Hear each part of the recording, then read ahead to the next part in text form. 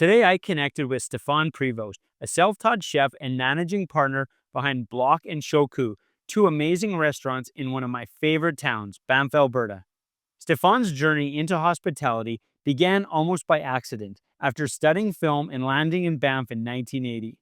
Over the past 20 years, he's helped shape the local dining scene with restaurants passionate about creating amazing guest experiences.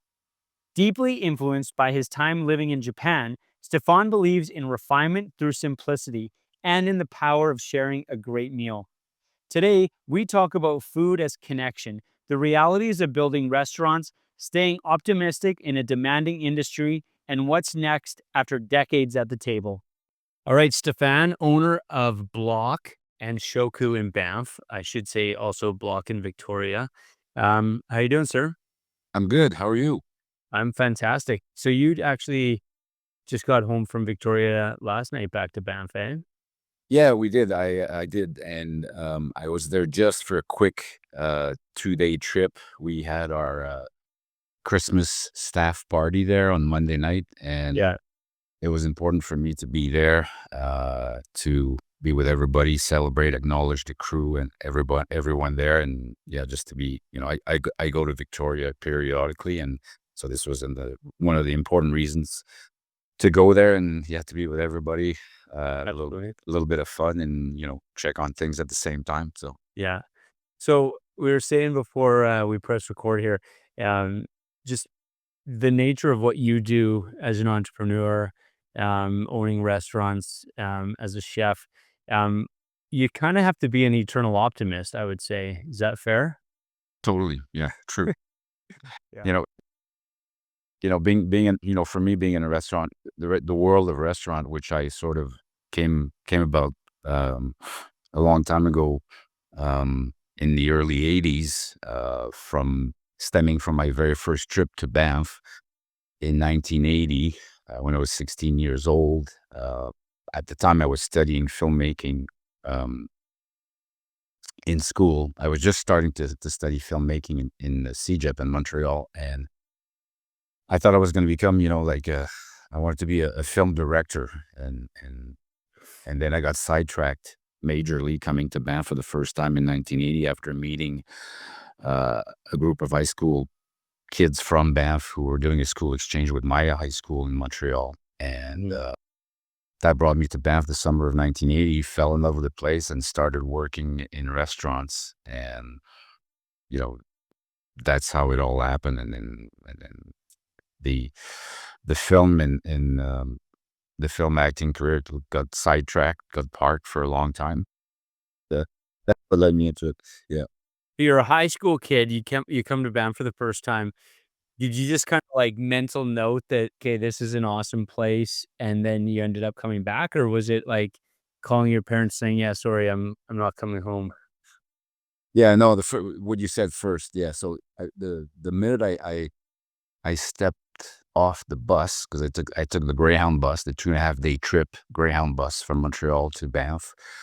Um, the minute that I touched the ground in Banff, I was completely in love with it. Everything, the senses, the smell, the air, the mountains, everything. It was just like nothing I'd seen before like that. It was fantastic, and it just felt good. And I knew right away that I wanted to be here, to come back. So yes, I was there initially for like about a month vacation and to get a little extra cash at the same time. Started working for a couple of weeks in an old restaurant that doesn't exist anymore, where the Balkan is now. It's called the Mountain Greenery at the time, doing dishes for a couple of weeks, and that's kind of what started things. And then I wanted to come back the following summer, and so in the early '80s, I spent periods of time like from a month to 6 months and then started working at the Banff Springs at the same time, which was a CP hotel back then. Yeah. And yeah, one thing led to another, and just became really very much in love with the world of hospitality, hotel, restaurants, and stuff like that. Yeah. So what was it? So Banff, you fall in love with everything. Like I mean, visually, anyone who's been to Banff, it's visually stunning. Um, What was it about the culture? Because you were born and raised in Montreal, correct? Yes. So was there a cultural, was there something familiar with Banff, or was it something that was culturally completely different, or what was it culturally that attracted you to Banff? Well, I can't say culturally first because just first of all, it was my curiosity, Mhm, and then combined with having met the students from Banff in the spring of 1980, we bonded instantly, and I guess to me it wasn't. I guess if you want to connect it culturally, is because I was, back then I was one of the few bilingual students at my school, at my mhm, high school, which was the reason why I was, I was part of the welcoming committee for the kids that came to Banff, the students that came, and that way we could communicate, and we bonded right away, mhm, all of us together. And so for me, it wasn't, not only was it an opportunity to come out west and rediscover that beautiful place, what it was all about in the Rocky Mountains, and also to give me the chance to continue to, communicate and evolve in an English environment as well at the same time, which was really fun for me too. So mhm. that, I guess that's and discover the culture from Alberta, Banff, Western Canada. Yeah.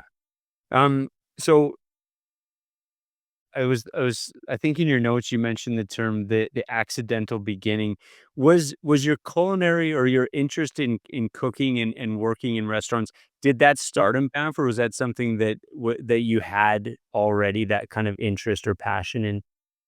Well, it started definitely more seriously in Banff, and then Mhm. it grew, step by step, methodically, systematically over time.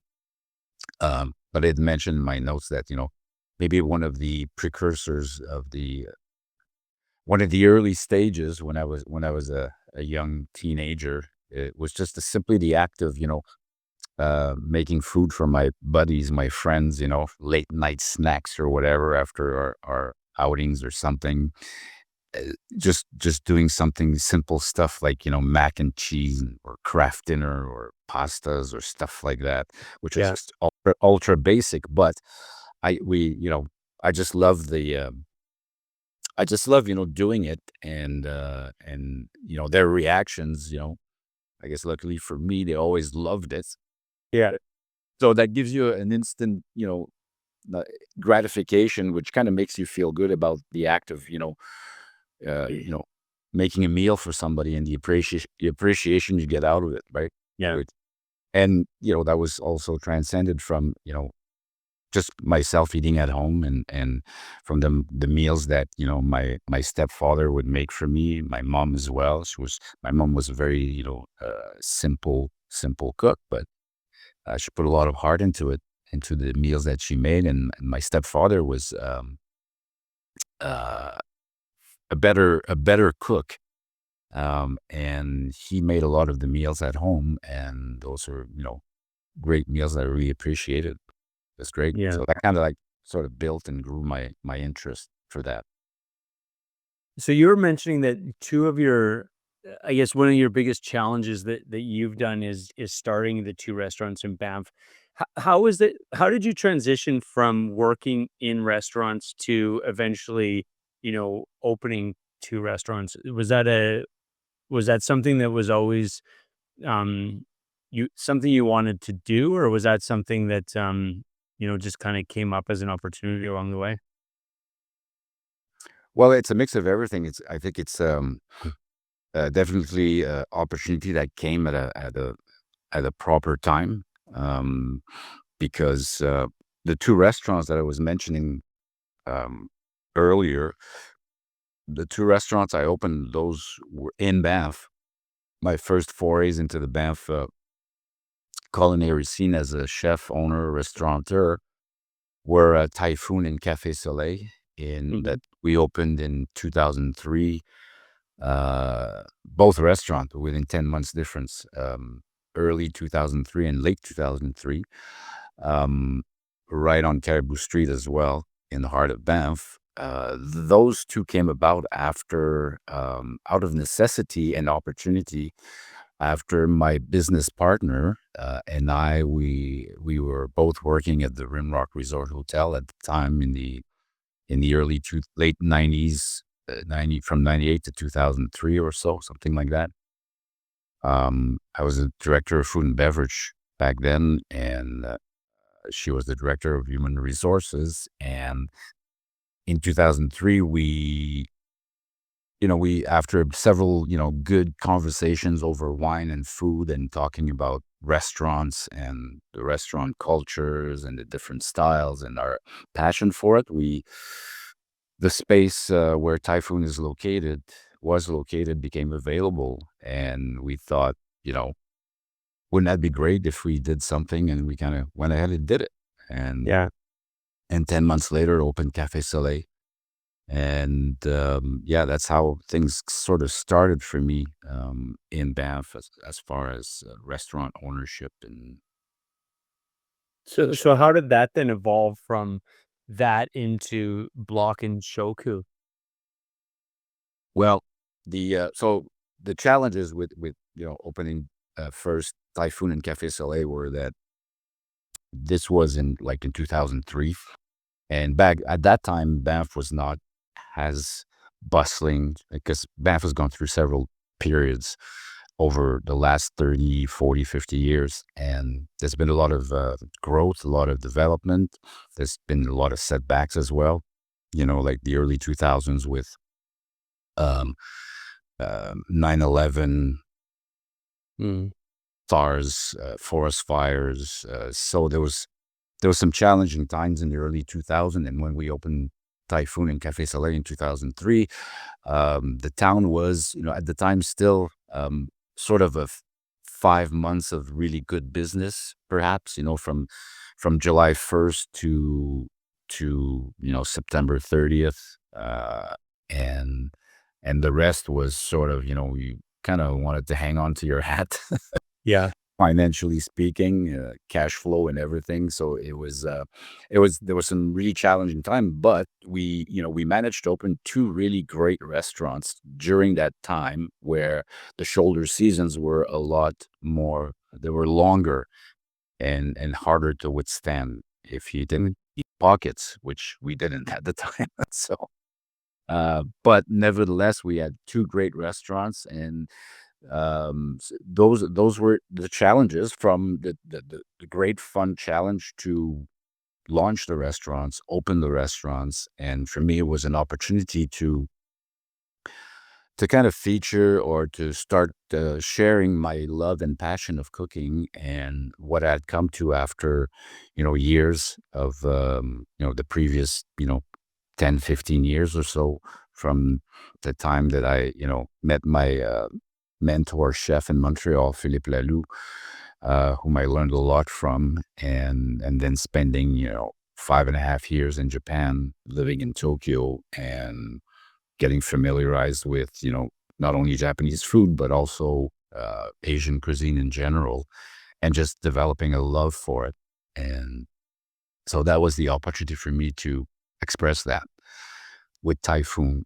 And then subsequently, we opened Cafe Soleil, which was going back a little bit to early roots of doing Mediterranean, uh, a broad Mediterranean style of restaurant, tapas and wine bar, which covered like several areas of the Mediterranean. And both places were also they were very beautiful restaurants. The interior, the way it was set up. My business partner at the time, Kate Lane, was a very good eye for design and detail and looks. And so the both places were gorgeous, and we had amazing, response and feedback from everyone. But it was a challenge to stay alive, financially always, the we were, we could withstand those periods, but they were taxing, and it was like, the typical life of, being a chef owner and restaurateur and business partner, and, working your 12, 14, 16 hours per day, almost 7 days a week. And it gets to be pretty taxing after a while. But it's, a work of passion, and, I was very proud of those two restaurants, which perhaps were a little bit ahead of their time. And then, unfortunately, as it happens a lot with business partnership, it sort of imploded after 5 years. Um, you know, and then that venture was done. And then the restaurant eventually were closed after 5, 6 years or so. And then a period of doing a few different things, going back a bit to, like as I mentioned earlier, I have an acting background, and I did many things post Typhoon and Café Soleil, from private catering, and going back to doing a bit of acting and voiceover work as well in French, in Calgary and in Banff as well. And then and then fast forward to 2007, after I left the first two restaurants, um, I joined. I was a chef for 3 years at the Banff Hockey Academy, in Okay. which was to me a conjecture of my love for hockey and passion for hockey as well. Yeah. And cooking for kids, for teenage hockey players, which was also a really interesting challenge. But it was a fun thing to do. And then after did that for about 3 years, and then after that, then I did a 7 month stint at the Juniper Hotel, helping a friend to retool the place during the summer of 2013, I believe. And then in 2014 came the Block project, which I was not really involved at the very beginning until the very last minute, where the opening partners were still looking for a chef to open Block in the summer of 2014. And I finally joined that project and sort of ran away with it. And that's how Block was created. And then it became quite successful quite quickly. And then we were in a different era, different period in the 2014, where the economy was definitely, stepping up year after year after year. And that's a quick, it's a quick resume of what happened in those years. And so when you think back to like the early 2000s and going through the first two restaurants that you mentioned, what were, some of the takeaways from that maybe helped you um be successful with Block? Well, I think, it was definitely a learning experience on many, many fronts. It was, for me, my first time. I had done in what year was that? That was in like 1989. I did my first foray into having my own little restaurant, Hmm. which was in New Brunswick, in St. Andrews by the Sea. I rented a restaurant as a concession by the ocean there, which was, a fantastic experience. It was a summer for about 6 months. Um, and those were my first steps. And Hmm. and that was fun. That was very casual. And it was also just challenging, setting up a business restaurant for about 5 months. And then in the summertime, and then having to wrap it up and kind of leave it. Um, And then, but now in Banff for the first time was like more kind of, I would say, more serious and more, once you put your name on the, once you sign that document there, and you're the owner of that place, co-owner of that place, you're committed for good. And so obviously, you learn about everything that you need to learn to to be open for business, and to execute your menus, execute your concept, your design, your culture from day one, and you've got to do that every single day. And it's something that involves passion, but it also involves pragmatism, where you realize that you're doing this every single day, and you have to be at your best every single day. And it's obviously you do discover and realize that the romantic aspect of wanting to own a restaurant um brings a reality that's very different from those romantic ideals that so many times people say, oh, you're a great cook, you should open a restaurant, you should, people would love it, yes, of course. But people don't realize that the the implications of that, through this work of passion, you have to compose with dealing with the reality of daily repetitive execution. That is very grinding, and so those are definitely learning processes, and learning to for everything, to manage your survival, manage your finances, manage your food costs, manage your labor, manage your human resources, everything through staff, you know, and and um, and at the same time, those are all challenges. But within yourself that because you're in that business, in the world of restaurant, which is a bit of a crazy world. um, but everybody that's in most, I would like to think that most people are doing this because they've got a love for it, and Yeah. it's not something that's ordinary. It's not a day. It's not a regular 9 to 5 type of environment or life endeavor or business. And you need to be prepared for those things. You need to embrace that, which I always have. I've always loved challenges that way, and as crazy as they are.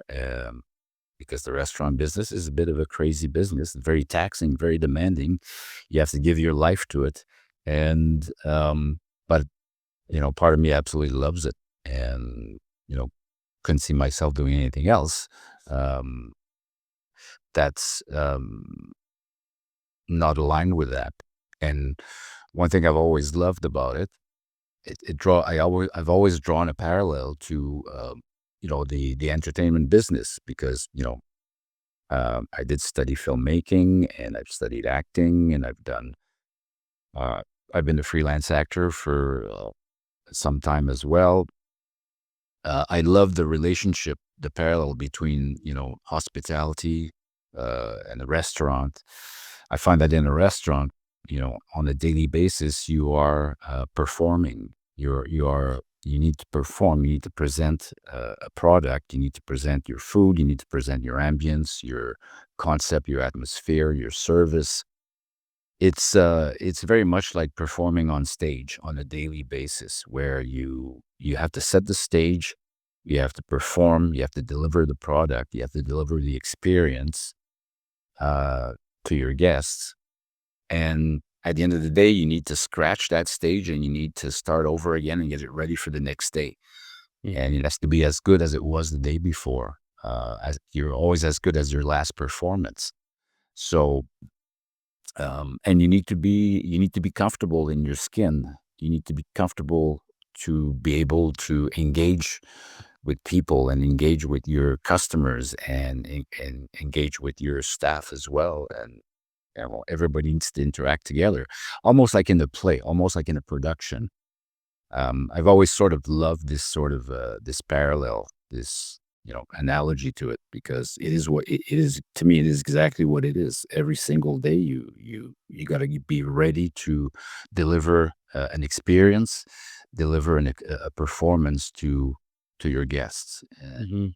and welcome them. So that's yeah. What I love about that, like, because you were talking about, the grind of it, when you opened up your restaurants in the early 2000s, but you're talking sometimes 16, 17-hour days, right? And then to your point, the next day it's like, okay, we're doing this again, we're doing this again. So with that, how important does teamwork become? I mean, it seems to me that if you're relying on the same person doing something 18 hours a day, it's only a matter of time before they're not going to be able to do that anymore. So how important has the idea of like really building a reliable team and culture been for you? Yeah. And yeah, that's the heart of the subject because, the history of restaurants is a notorious one as well for, how taxing it is on individuals and people and, all the stories about, chefs and restaurateurs who, like I mentioned, earlier, it's like you kind of have to give your life to it. Um, Hmm.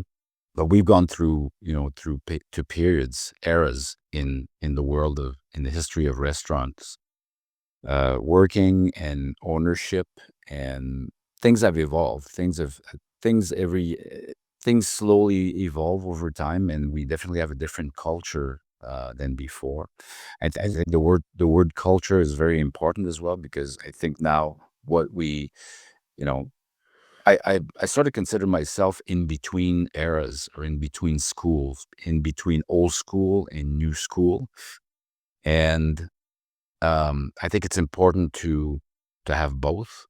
It's important to understand that this business requires rigor. It requires discipline. It requires commitment, and it has become a challenge over time, over the years, with different generations and different belief and set of values. Uh, that they are people have lives and people need to live their lives and it's okay. That's yeah, the way it should be. And now the challenge has become to how to make this work, how to make our businesses work, our restaurant work with trying to accommodate everyone's lifestyles and Hmm. to make it better for everybody. It's easier said than done for sure because again, being on the spot, having a restaurant, your customers expect a top-notch experience or they expect something and Hmm. you got to be there to provide it, right? So, and that requires commitment, that requires consistency. And um,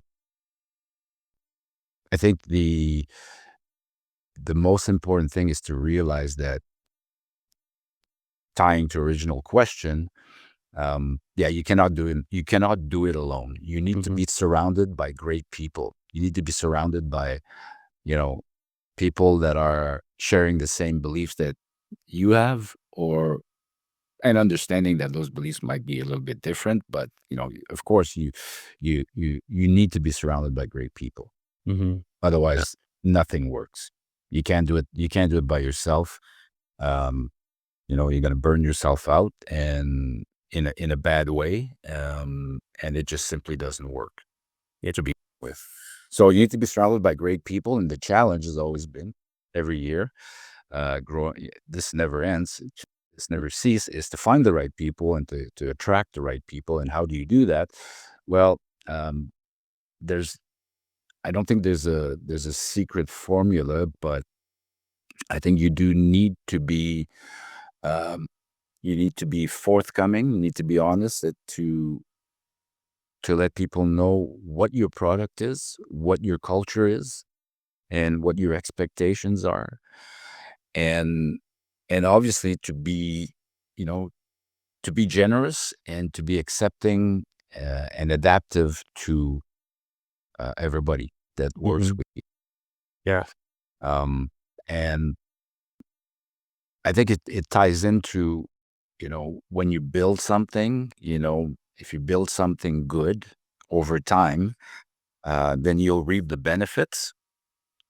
It will become something that attracts people to you and your concept, and it grows organically because um so let's say, and I think if I look at the block example, if I look at the last 11 years since block opened in 2014, um the first I would say the first 2, 3 years, as far as building a nucleus of great people and culture, was a challenge. The first 2, 3 years, and as we became more known and popular, then you could see there's a natural attraction that comes where more people want to come and work and so on and so on. And you know, and I think that we did things right. We did things right by, again, keeping the product consistent, the experience consistent, and always making sure that the message was to wanting to deliver a really great experience to our guests, Mm-hmm. to our clients, and at the same time to enjoy ourselves in the process. Mm-hmm. My coming from an old school background into a new school background, my motto has always been, through my years of experience and my love for the craft, is that I'm extremely dead serious about what I do, but I don't take myself too seriously. Mm-hmm. And that's what I ask of everybody. I do ask this commitment. Uh, if you're going to work at Block or at Shoku, at Block Victoria, I do ask this commitment to believe in what we do and the product and support it almost religiously. Um, and I want everybody to be genuine, engaging human beings. Um, and I want them to be happy, just like I want the customers to be happy. So it takes a commitment. Yep. It definitely takes a commitment from both parts, from myself as an owner and my business partners as well, and for the staff that work for us too, with us. And it's always a there's lots of challenges associated with that, but I think that we were able, after from 2017 onwards, I could feel there was a key moment where some people arrived, some amazing staff arrived in a timely manner in the summer of, I think it was like, beginning of and summer of 2017. And then I could feel that our nucleus was starting to really take hold and take place. And, we haven't looked back since. It was really great. I Um, love that. So what would you say when so 11 years ago, you opened the doors to Block. What did you want the customer experience to be? Maybe just explain to people what the Block is all about. well, the, you know, to begin with, like before I joined in, I stepped in at the last minute. The three original business partners that opened Block, uh, you know, wanted to be a fun place, and a fun place serving different food, and different good quality food, and cocktails as well, to try to establish a bit of a cocktail culture, drinking place, beverages, and so on. But they didn't necessarily have a clear idea of what the food was going to be like. It was a bit of different mixed opinions on it. Some of them wanted to see sandwiches, good, great creative sandwiches for lunch, and other things at night. But time was starting to run out on them for what the menu was going to be, who the chef was going to be. And when I came in at the very last minute, and these were people that I knew already, except maybe for one. Um, so they kind of knew my background, and my interest and passion for food. And um, so I was able to, they basically gave me carte blanche, to go ahead and do something. And quickly, I proposed a few things and said, "This is what we're going to do. We're going to do some good creative sandwiches for lunch, and then we're going to do a uh, a simple, great tasting, smaller menu." Because one important fact is that the kitchen, funnily, like most of like my two previous restaurants, Typhoon and Cafe Soleil, Block's kitchen is probably the smallest kitchen in town, Mm-hmm.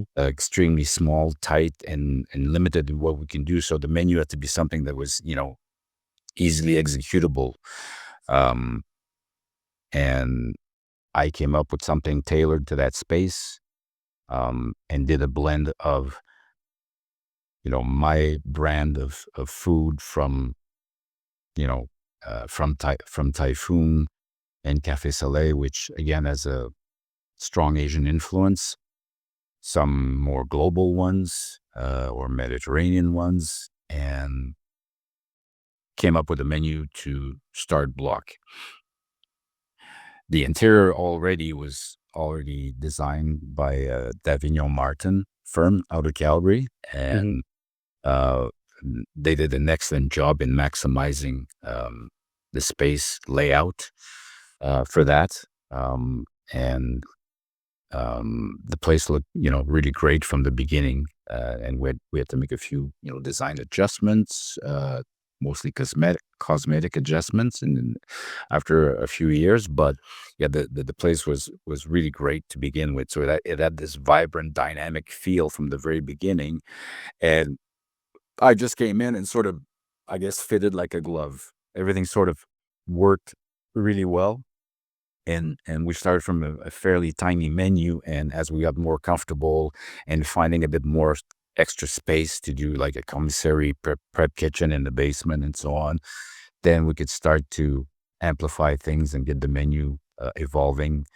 And it's just been a great evolution of the menu, and the cocktail menu as well, and the beverage menu too, and the dynamics of it. It just seemed like it just systematically went in the right way, month after Yeah. month, year after year, and the response was tremendous from the local community, visitors, and yeah, it was great. So that's how things started. Out of three local partners who wanted to create a new, fun, exciting space in Banff, and then me jumping in the last minute to help launch it. Yeah. So then, so you have a successful model, a successful restaurant. What makes you, I guess this is part of where the eternal optimism comes in. You decide, let's create another restaurant in Banff. So Shoku, where did that idea come from? And what is that, what is that experience and how is that different than Block? Well, Shoku came out of the desire for myself and uh, the current business partners at Shoku to come up with a second location of a second restaurant, and whether it was going to be in Banff or outside of Banff, you know, I, it, a few years after opening Block, we had started looking at potential locations. We had considered Calgary for a bit. We looked at stuff at the time, and nothing sort of spoke to us. And we also looked at a few possibilities in Banff. That was around 2016, 2017-ish. And yeah, again, nothing really ever sort of came to fruition. And um, during COVID, in 2020, after during the first lockdown, um, you know, things were shook up a bit, right? Everywhere.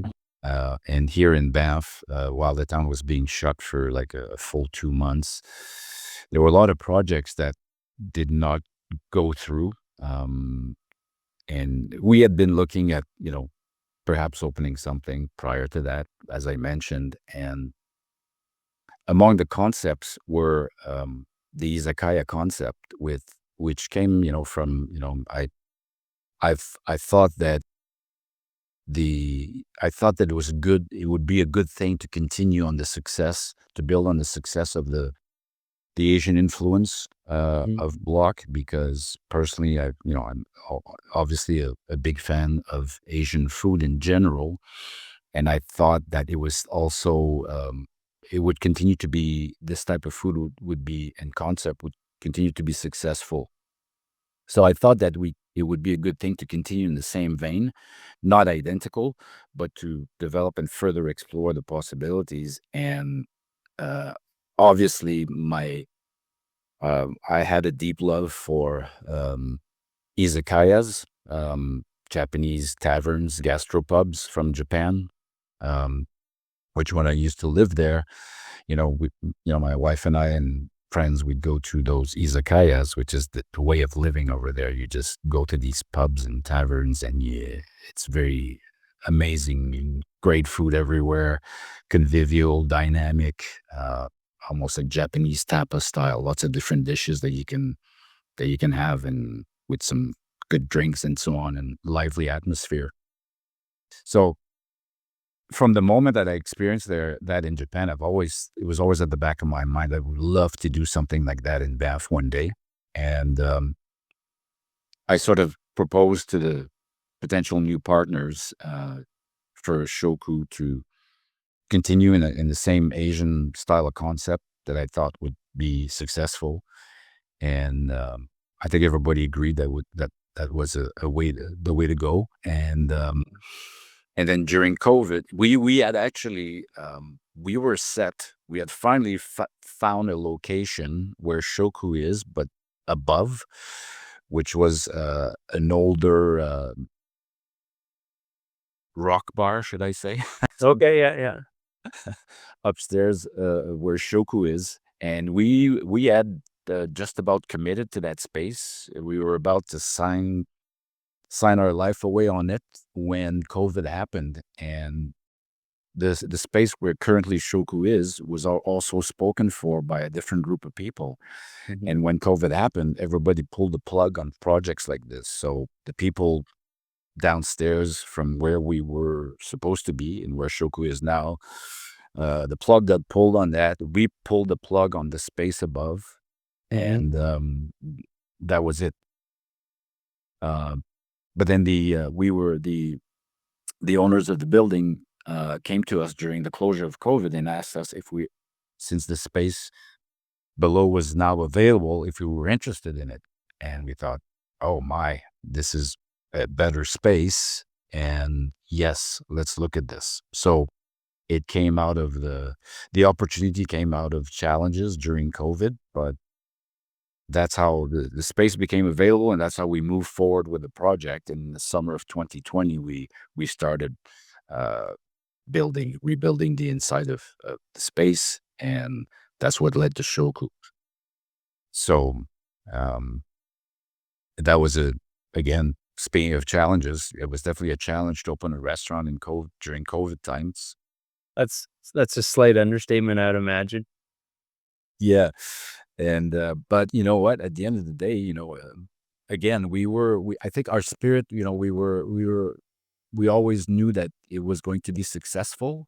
Yeah. Of course, it's a huge risk, like any restaurant is, but we felt confident that with the culture that Block had established over the years, and the tremendous local support we have, um, that people would be very interested in the second location. And yeah, sure enough, the local community, our peers in the industry, everybody was very, very uh, very happy and very curious to experience a second location stemming from Block.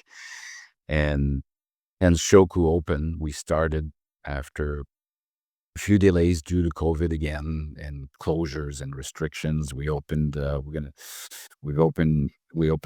February of 2023. And then it was right away. It was great. Everybody came for the first 2 months until the province had another round of restrictions, and then we were limited, like everybody else, to takeout only until July 1st, when the province was reopened in 2023. So we hang on to our hats after the first 2 months, doing only takeout and having a skeleton crew, all of us owners, basically, and just a handful of staff to do takeout orders. But again, the community was great. We had people coming in, for getting some takeout and you know supporting and chatting and so on. So Yeah. it was tight. We did not benefit from any of the government subsidies at the time because we had opened after the first wave of COVID. Right. Whereas Block had the support of those subsidies. So it was definitely a challenge for Shoku during those times, but we held on. We held on for just enough to make it through to July 1st, and then after that, everything just went, step by step in the right way, in the right direction, and yeah, we were Yeah. blessed. Yeah. So one of the biggest influences, it seems to me, when you talk about, both your influence on Block and then your influence on Shoku is, there's a Japanese kind of theme to that. You lived in Japan for 6 years, is that right? Yeah, 5.5 years. Yeah. Yeah. So I guess, why Japan? Where did that experience come from? Well, that came from primarily being ready to go with my wife, my wonderful wife, Masayo, who's Japanese, and whom I met at the Banff Springs in the early 90s.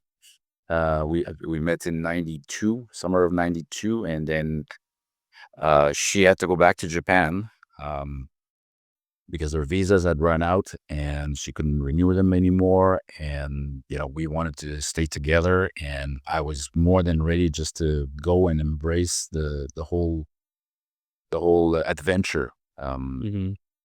Somehow, all my life, it sort of came about in that way, in a roundabout way, where I always had an attraction to the Orient in general. Not necessarily sure if it was, Japan or China or other places in Asia or Mhm. Korea, but um, prior to meeting Masayo in '92, I was starting to be more in contact with the Japanese culture. There was a restaurant at the Banff Springs back then, the Samurai restaurant, and so Masayo worked there, among other places in the hotel, and that's how we met. And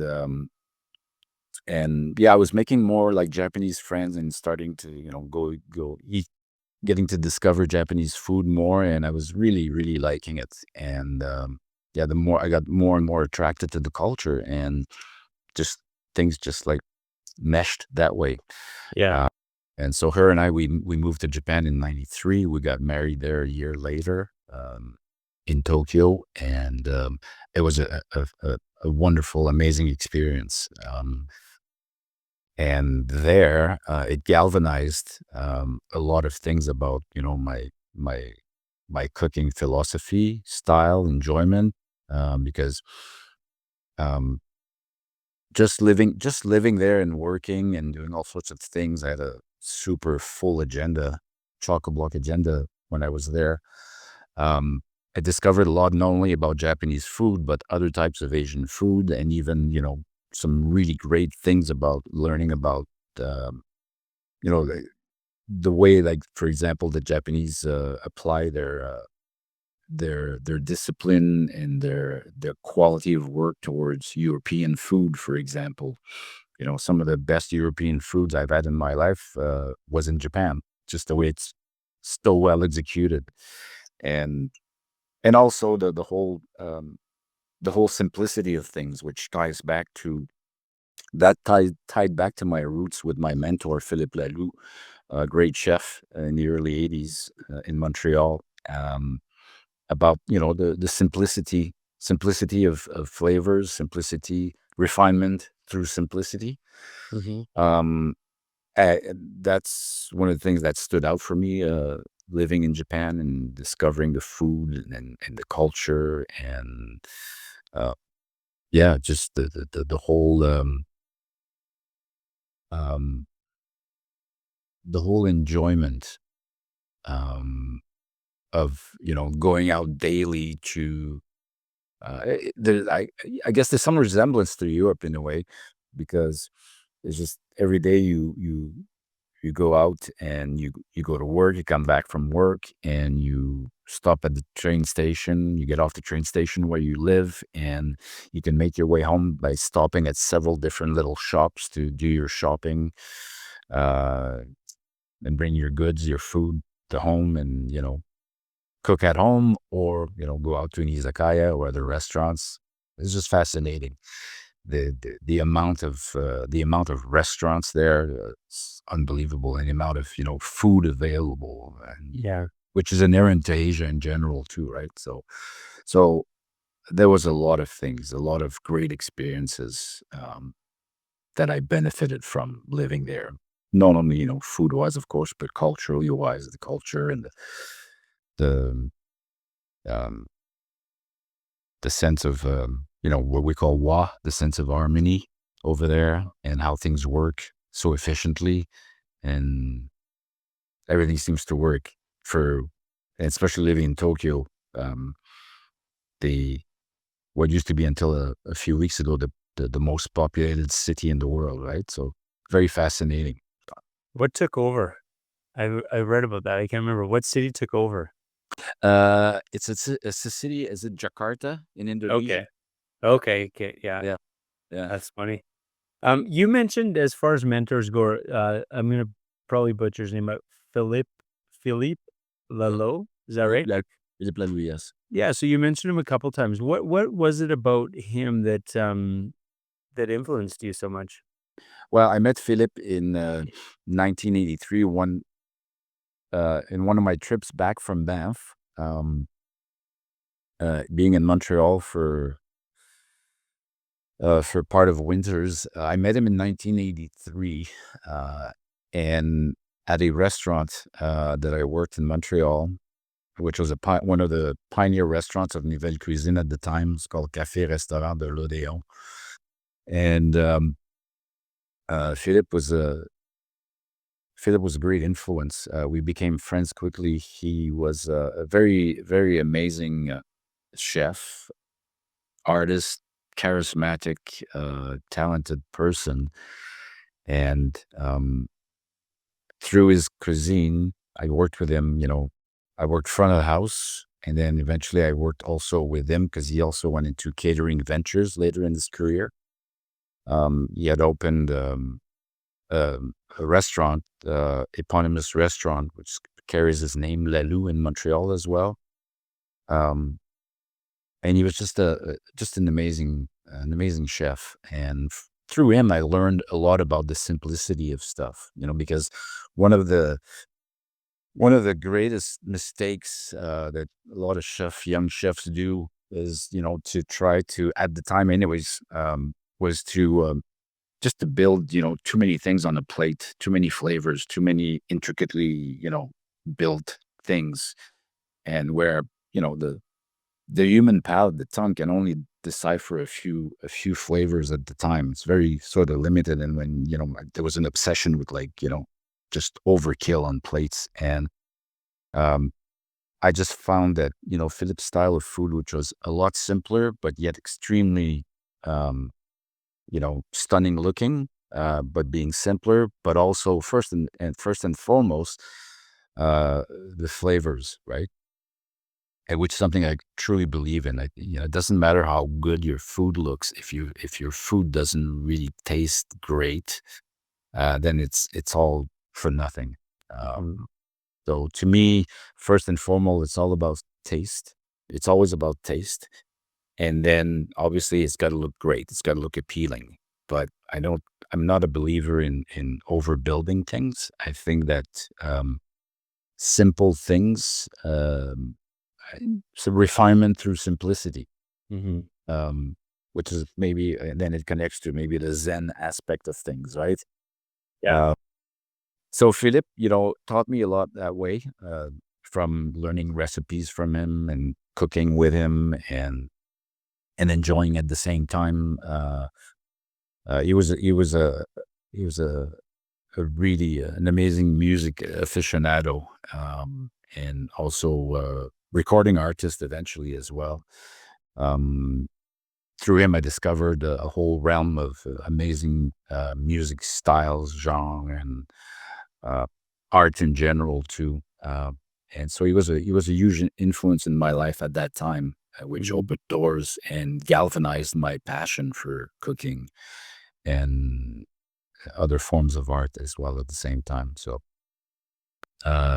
yeah, he was one of the at the inception of driving me to to keep this sort of simplicity, but making sure that everything is well executed and very Yeah, flavorful. Yeah. yeah.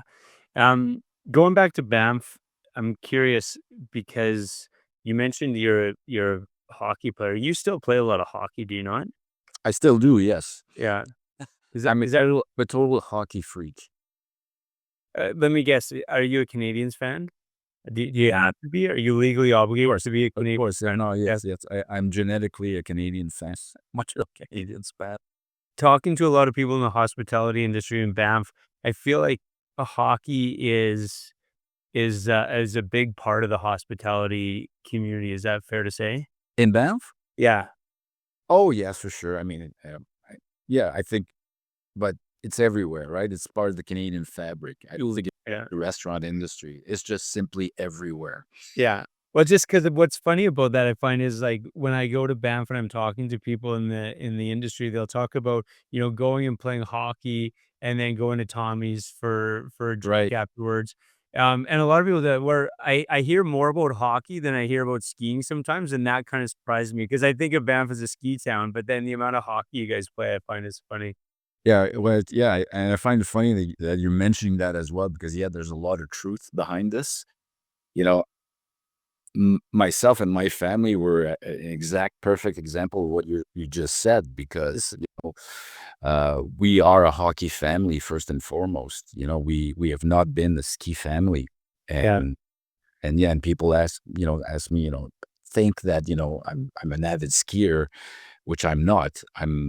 I used to ski a lot more in my early days in Banff, Yeah. but since coming back from Japan, just things and starting a family, it just steered back to hockey and Yeah. been our main thing. So the kids I've gone to the ski hills, young in the younger days, and myself, and just becoming busy and busy with the ventures and the restaurants and stuff. Yeah. It's been also just like going back to mostly hockey all the time. Yeah. Yeah. Yeah, at least then you can earmark a couple of hours and, you can get your game done and a beer or 2 in kinda thing, so Yeah. And you also mentioned the Tommy, yeah, and and and there is a Tommy's beer league in town, which this is where things are happening hockey wise, right? So there's 4 teams in town playing for the Tommy's league, and it's a mixture of some of the best players in Banff and some of the lesser players in Banff as well, but fantastic league. Everybody's having a great time, and of course, every Thursday night after the games, we all end up at Tommy's pub, and we have a nice little cheer after. And what's the drink that he serves you? Is it ouzo? yes, that's right. Yeah, Yeah, Ouzo is that the yes, that is the traditional drink. Uh, the uh, the what's the word I'm looking for? Yeah, you cannot go to Tommy's without having a shot of Ouzo, especially. yeah. Yeah, it's, yeah, that's 100%. So you're clearly a creative human being. You've done, like you said, a lot of, like, you do voiceover work, you've Mhm. worked as an actor. Um, what are I'm curious to know, like, what kind of are some of your projects that you're looking forward to, maybe outside of, the restaurant industry, or what are kinda if you have some future projects in mind? Great question. Um, you know, I am, I am considering. I mean, obviously, at this point in my life, I'm 62 years old, and the window is not as huge, widely open as it used to be. So, but nevertheless, I good. I'm feeling healthy. I have been through a recent battle with throat cancer this past year, which I've successfully battled. And that kind of gives you a bit of a motivation, of a reset to, Hmm. make sure that, you carry on, and first and foremost, to stay healthy, and then make the most of, what's ahead. Those are my priorities. And, I, among the projects that I have, definitely I am considering, going back to acting, uh, if possible, and yet also continuing to explore potentially other projects, whether it's restaurant projects. Hmm. I'm always, I'm always open to that, as long as I don't necessarily aggressively seek for it. But just like Shoku came about, Block and Shoku came about, and Block Victoria came about, more in an organic fashion. Excuse me. The timing has to be there. The occasion has to be there, but I don't want to force it. So it could be a restaurant project. It could be a different venture, perhaps. And also, I am, considering, strongly, to be able to maybe find a place, to go spend, more time in Japan on a regular basis. So whether it's through purchasing a house there, a place where, Masayo and I can go back and spend, 2 to 3 months a year, or even potentially, do, a venture project. And, I I've always liked the sound of, Block Tokyo. Yeah. Uh, I know that the block formula, the concept works, pretty much anywhere. And, who knows? It could be a project in Japan as well that involves food and beverage, or other things too. Yeah, I would say, in a nutshell, trying to go back to acting, voice work, if possible. I have actually started to get together with, an old actor friend, in Banff, and, a new actor that I met as well, and we started to get together to do a bit of reading sessions, and, who knows where that could lead us. And yeah, look at potential avenues in Japan as well. So I love that. I've been lucky enough to work with you for a number of years now, but I do love just, yeah, your obvious passion for what you do, and your energy and your creativity. So I know that like literally Shoku is one of the restaurants that I cannot go to Banff with my kids and not stop there, or they will disown me. But so I really appreciate what you do. I appreciate the opportunity to get to work with you, and yeah, just to be able to share your story, because I think, you've learned a lot of the lessons the hard way, but at the same time, I think the passion is still there, and that optimism that is obviously required to get through what you've been through. thanks. Yeah, I appreciate that. I mean, and likewise, because, I hardly know, I don't know that much about you, other than through our, relationship with the Banff the Mm. beer fest, and when I see you in town. But, what you do as well, I think it's also very similar, because you're the Alberta Beer Festival is an amazing, production organization and event, and very, very successful. So I'm sure that you have probably some similar aptitudes, or qualification, not qualification, but enthusiasm and passion for what you do as an entrepreneur, and as a person who loves life in general, right? Yeah, no, absolutely. It's fun to be able to surround yourself with people like that. I mean, I learned so much from getting to have these conversations. So it's a lot of fun. Yeah. I think, for me, moving forward too, what's important is that, it's also about, continuing I don't want to say it's a battle, but it's, I mean, we all know that, the world is, every year, the world is evolving, and there's some pretty challenging times everywhere Mhm. worldwide, right? Um, so there's a combination of things that always sort of hanging over everyone, right? Um, that are concerning, the way the geopolitical climate is, the way the cost of operations are for business owners, Mhm. the challenges with, recruiting, hiring, sourcing ingredients, sourcing products, you know, everything that you need, which continues to, be challenging, difficult, and very expensive. And, trying to offer something, an experience to people that's got value attached to it as well. This is all the things hanging, as well that you need to, on a daily basis, to be cognizant of too. Mhm. I take those things very seriously as well. And I think it's important, to try to find a unity, a solidarity, uh, in continuing to advance to not only for our own benefit as business owners, but for a sense of community and a sense of living and feeling better about ourselves and the world in general, because there's some pretty heavy stuff happening always. Yeah. You find that, post COVID, a lot of people have a lot of weight, and, uh, you know, I hope that, we all participate in making, people's lives a little bit happier, and Mhm. lighter, and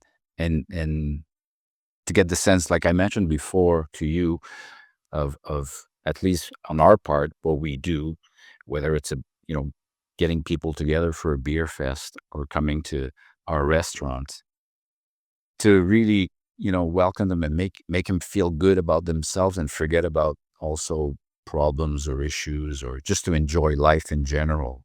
Mhm. Because those are social hubs, as I like to use, Yeah. I like to use, right?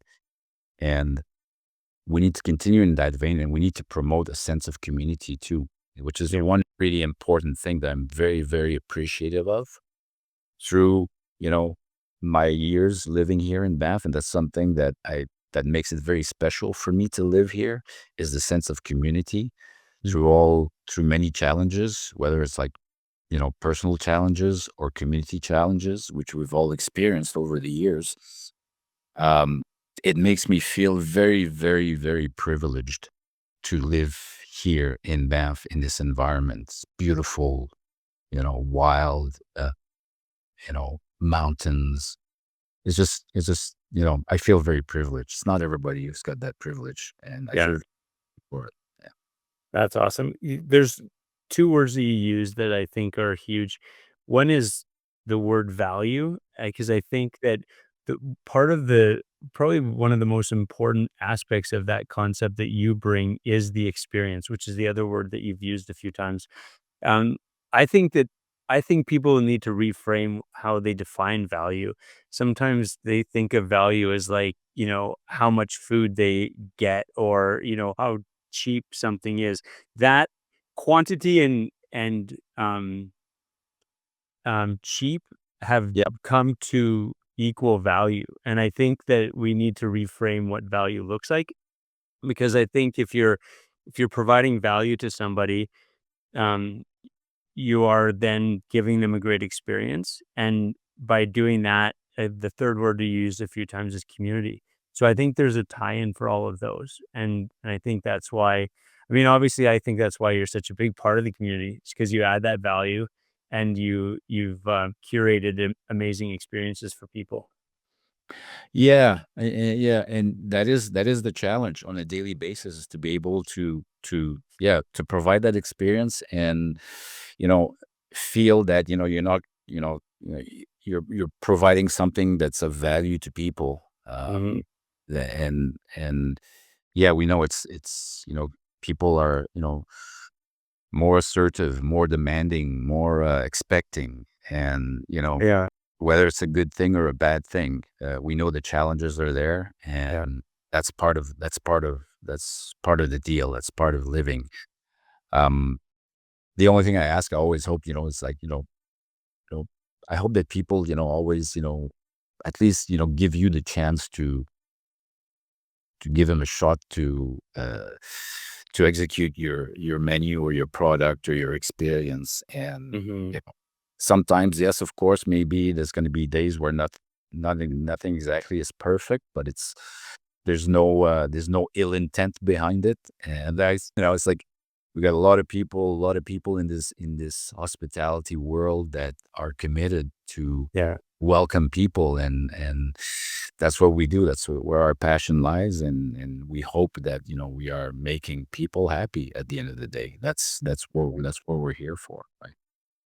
Awesome, man. Well, thanks for taking the time today. I know you're probably busy. You probably got a couple restaurants to to get open, Yep. so I'll let you do that. But I appreciate you taking the time. Likewise, it's great talking Great. with you. We'll have to Hey, continue at some point. yes, I'll be there to bug you soon enough. Sounds great. Okay, Thanks, Mark. thank you, sir. Take care. Bye. You too. Bye. Bye bye.